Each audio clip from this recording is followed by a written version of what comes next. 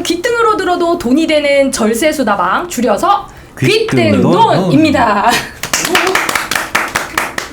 네, 지난 시간에 이어서 우리 양도소득세 달인이신 안수남 세무사님을 모시고 1주택자 양도소득세를 지난 시간에 알아봤었죠, 기자님. 네.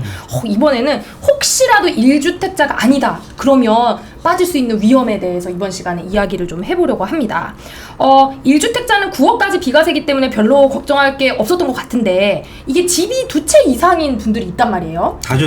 다주택자라고 하죠. 2채 넘으면 다주택자로 하더라고요. 네. 2채 이상인 분들 다주택자라고 하는데, 그런 분들한테는 양도세 부담이 확 늘어난다고 합니다. 이번 시간에는 그 다주택자들에 대해서 살펴보도록 할게요. 네, 저희가 다주택자 요건을 조금 미리 좀 알아봤더니, 또 공부해 오셨네. 네, 했더니 조정 대상 지역 이런 게 좀 중요하더라고요. 조정 대상 지역이요? 네, 다주택자 중에도 조정 대상 지역에 있는 집을 팔면 이게 엄청나게 50% 60% 중과가 된다고 하더라고요. 지역에 따라 그럼 양도소득세가 다르게 나올 수 있는 건가요? 네, 아예 저쪽 지방에 좀 시골 같은 데는 네네. 그 집은 팔아도 괜찮은, 다주택이라도 팔아도 되는데, 이제 조정 대상 지역. 그러니까 조정 대상 지역이 어디냐면 네. 서울 25개구 전 지역이에요. 서울은 무조건. 네, 서울은 다고, 경기도 중에서도 조금 더 부동산이 좀 이렇게 그러니까 좀 비쌀 것 같은, 약간 그런 투기가 동네? 있을 것 같은. 그럼 과천, 성남, 고양, 하남, 남양주, 광명 이런 데 한 13개 되고, 부산도 이제 해운대, 수영, 동래구, 세종시, 부산. 그 정도로 해서 이 조정 대상 지역으로 구분이 돼 있더라고요. 거기에 이제 돼 있으면 조심을 하셔야 되죠. 그렇구나. 네. 그러면 이렇게 좀 그 조정 대상 지역이라고 구분되어 있는 곳에 있는 집을 팔면 뭐 양도세가 얼마나 많이 나온다는 거예요? 그게 너무 궁금해가지고 텍스워치 구해줘 양도세라는 것도 있긴 있는데 계산을 해보셨군요. 계산을 한번 해봤어요. 홈택스 넣어서 아주 대충 계산을 한번 해봤는데 그 목동에 지금 신시가지 14단지가 지금 10억 정도 해요. 지금 팔리는 가격이. 네, 시세가. 근데 한 10년 전에 봤더니 7억 7천. 그러니까 10년 보유하다 팔면 양도 차이가 한 2억 좀 넘는데. 그렇겠네요. 이게 9억까지 또 1주택자는 비과세니까 뭐 장기 보유 공제 10년 받고 이러게 되면은 세금이 한 24만 원밖에 안 나옵니다.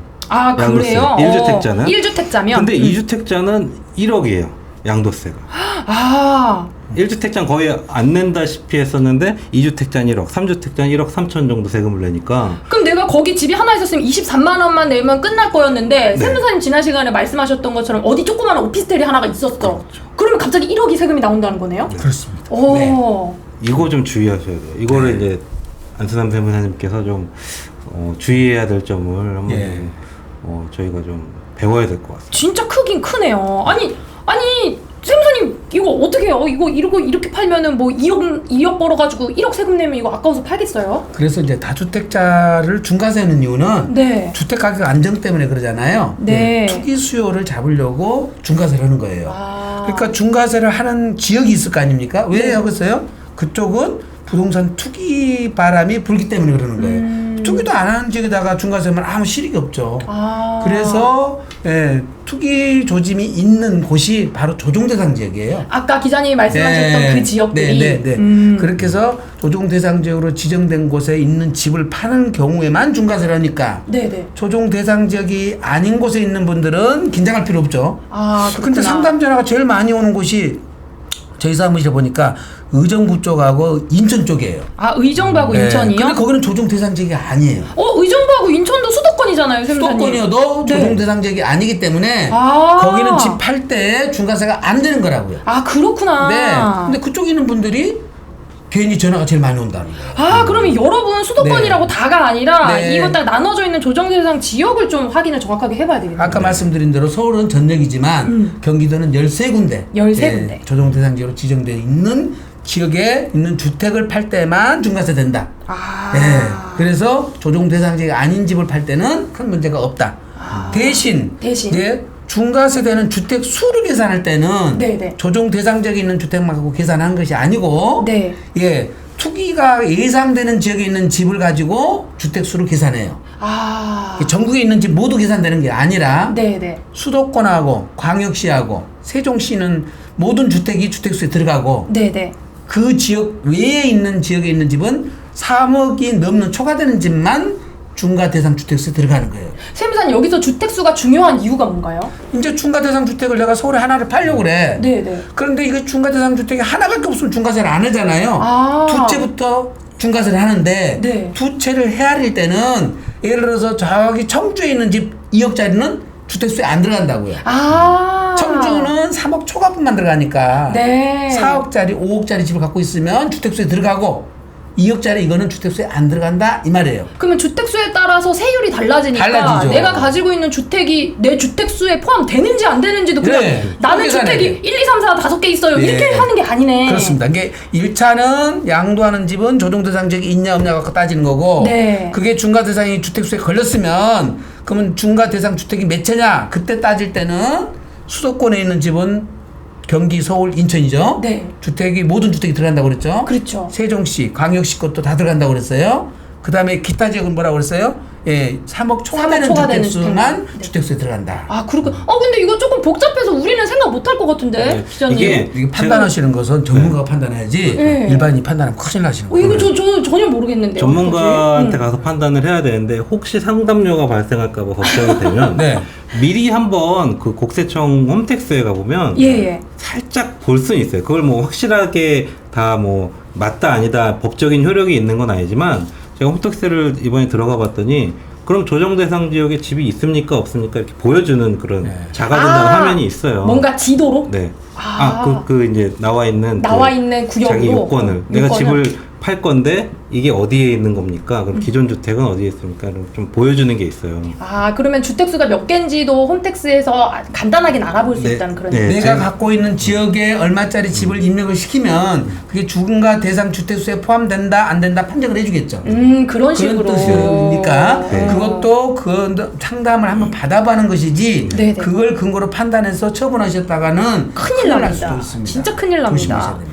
네. 참고 자료로만 활용할 참고 수 있는. 자료로만. 네, 활용하시라. 진짜 이게 뭐 세금이 뭐 1, 20만 원 차이가 나는 게 아니라 갑자기 1억씩 이렇게 차이 나니까 진짜 네. 조심하셔야 될 것 같아요. 그러면 세무사님, 제가 다주택자라고 한다 그러면 양도세를 조금이라도 줄일 수 있는 방법은 뭐가 있을까요? 그냥 싼 거 먼저 막 그냥 팔까요? 아 그러면 안 되죠. 그러면 안 되나요? 이제 보시면 아까 지금 말씀하신 대로 아까 이제 청주에 있는 집이 4억짜리 있다고 그랬잖아요. 네. 그러면 청주에 있는 4억짜리 주택은 그 주택을 팔 때는 양도소득세 중과가 안 되죠. 네. 대신 그 주택 때문에 서울에 있는 주택이 중과세가 중과가 될 되죠. 수 있죠. 그럼 서울 것을 먼저 팔아야 돼요. 청주 걸 먼저 팔아야 돼요. 안 되는 애 거를 먼저 팔아야죠. 청주 걸 먼저 팔아야 돼요. 아. 그렇게 세법이 잘못돼 있다 보니까 너무 지방 어려운데? 주택값이 먼저 폭락을 했어요. 아, 중과세가 되면서. 지방 거를 막 먼저 파는 네, 거군요? 왜냐하면 지방 걸 먼저 처분해버려야지 수도권 것이 중과세가 안 되니까. 아, 조정 그래서 대상 지역에 있는 주택과 네. 예, 조정 대상 지역 외에 있는 주택이 갖고 있는데 그것도 중과주택이라 하면 주택수에 들어가니까 그렇죠. 그 주택부터 먼저 처분해서 주택수를 줄이는 거예요. 아. 네. 또한 마찬가지로 재개발 재건축의 조합원 입주권도 네. 이건 중과 대상 주택 수에는 들어가요. 네. 근데 그거는 조합원 입주권은 중과세는 안 내려요. 아, 얘 주택이 중과는 아니라서. 아니지만 수에는 들어가고. 그렇죠. 그럴 때는 마찬가지로 조합원 입주권을 먼저 처분하는 거예요. 아, 그렇구나. 네. 그러니까 어쨌든 간에 최대한 다주택자 주택 수에 포함을 영향을 미치지 않는 애들부터 빨리 막 팔아버려야 팔아야죠. 되겠네. 이게 처분 순서가 아. 중요하기 때문에 네. 이것도 본인이 일반인들이 판단해가지고 처분하시면 안 된다. 그러니까 기본적으로 사실은 저는 주택이 1도 없는 사람 입장에서 이 양도세 걱정할 저 입장은 아니지만 이럴 때는 보통- 집을 안 가는 것이 참 편하시죠. 그러니까 저 행복합니다. 요새 네. 아주 그냥 다주택자 뉴스는 들어오지도 않아요, 세무사님. 근데 이제 보통 주택이 많으신 분들은 기본적으로 그래도 거래하는 세무사가 좀 있죠, 세무사님. 네, 사실. 있죠. 예. 예. 그러면은 그렇게 거래하는 세무사가 있지만 그럼에도 불구하고 네. 좀 여러분의 의견을 세 군데 반드시 세무사님을 세 군데 만나보고 만나보고.